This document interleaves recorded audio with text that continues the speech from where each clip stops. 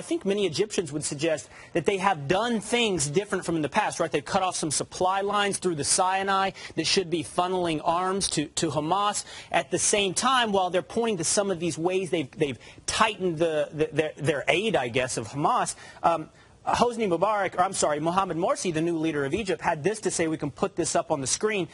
He said this just this past week. He said that everyone should remember the peoples of the region are different than they were before. The leadership in the region is different. He is saying flat out, the world is not the same as it was before. You can see the leadership in the region is different. So what is Egypt doing now, you're saying, different than they would have under Mubarak?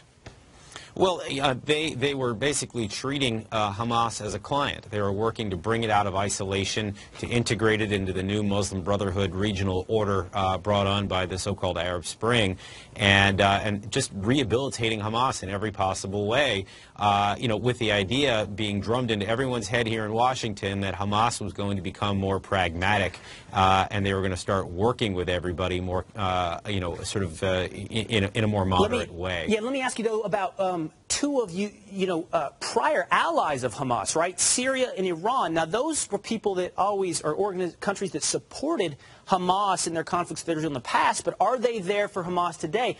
Hamas supported the uprising in Syria against Bashar al-Assad, thus, from what I understand, ostracizing themselves from Syria and Iran. Is that right? Today, Syria and Iran are not there for Hamas? Well, that's right, but I think we need to actually challenge some of those assumptions now. I mean, we know that there was a break from Damascus. We know that Hamas had to leave its headquarters there because they could not stand by while 30,000 people were being mowed down in the streets.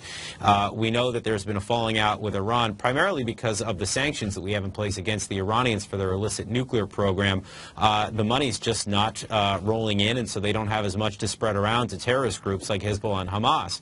And again, so the assumption was that Hamas had to reorient itself towards some of these Sunni countries like Turkey and Egypt and Qatar.